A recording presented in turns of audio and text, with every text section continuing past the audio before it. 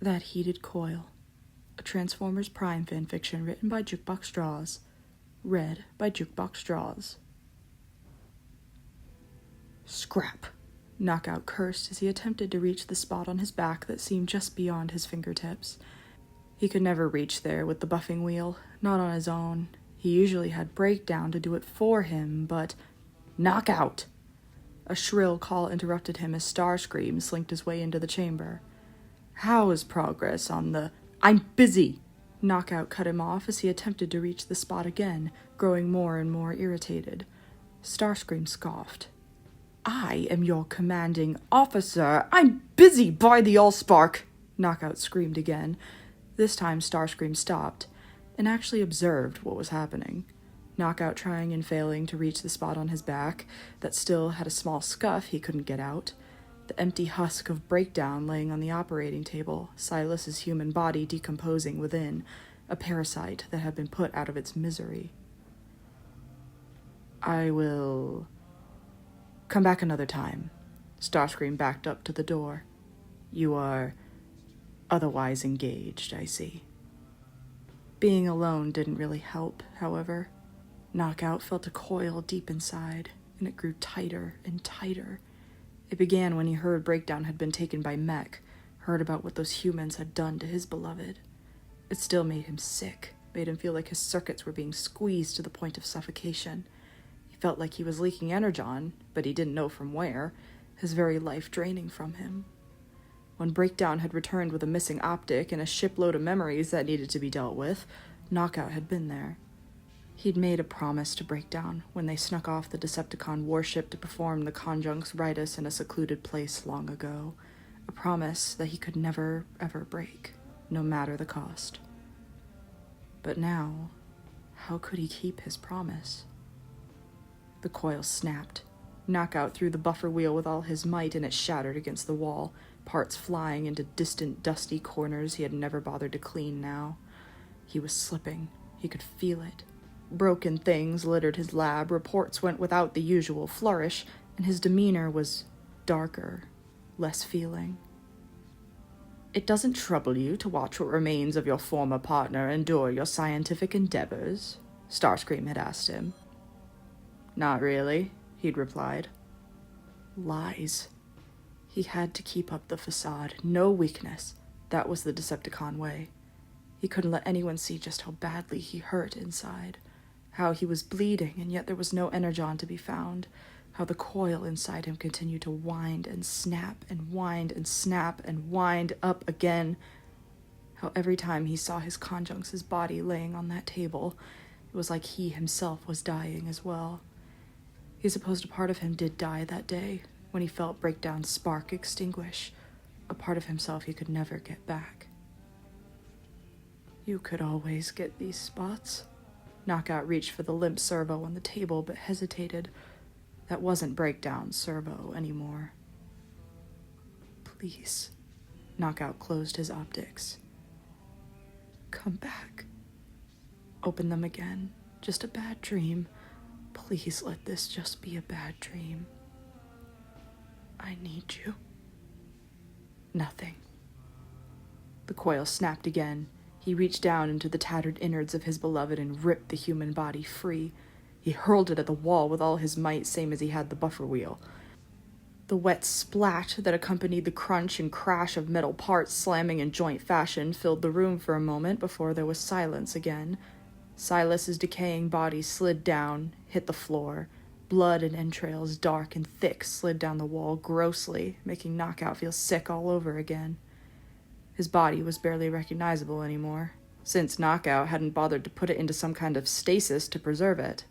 He let it rot, let it feel the same way he did, infested, broken, ruined, lost.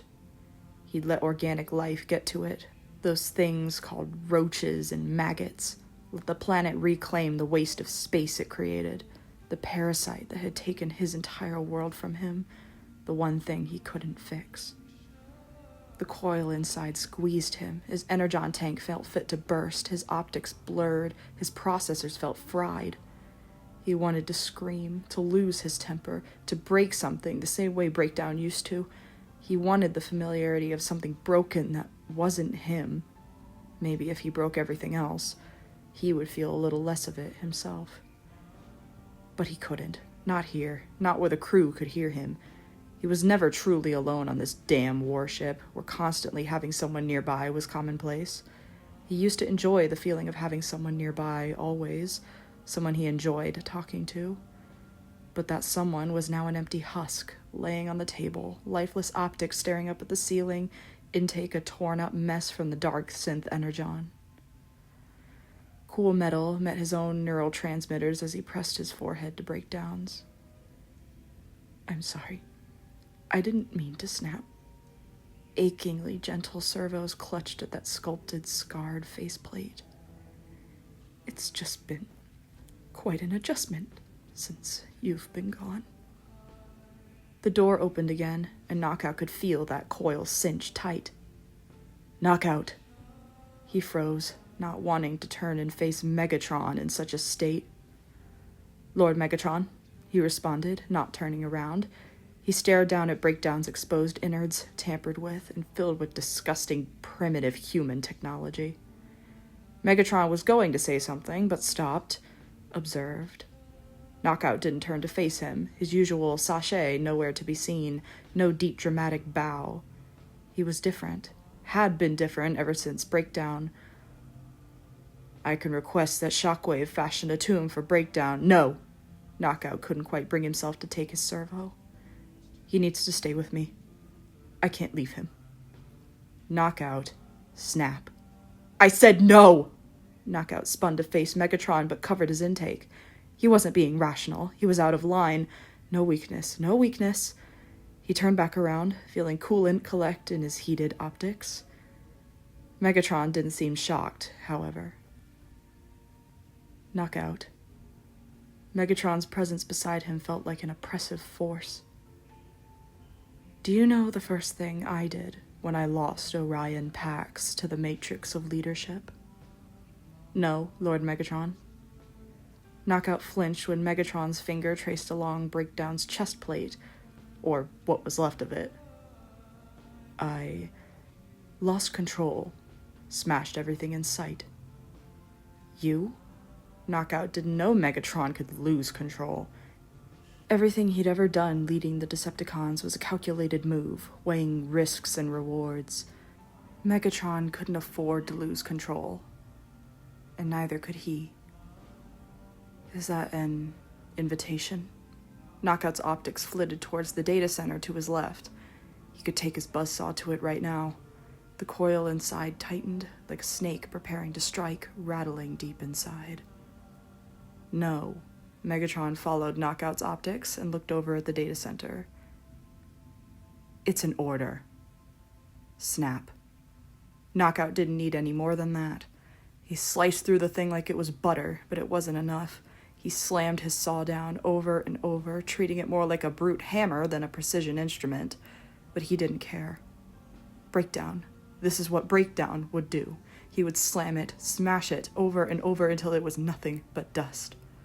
Snap, wind up, snap, wind up, snap.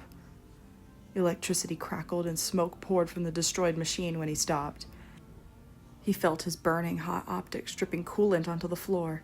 It hissed as it hit the overheated circuits of the data center. The silence was suffocating. Now get back to work.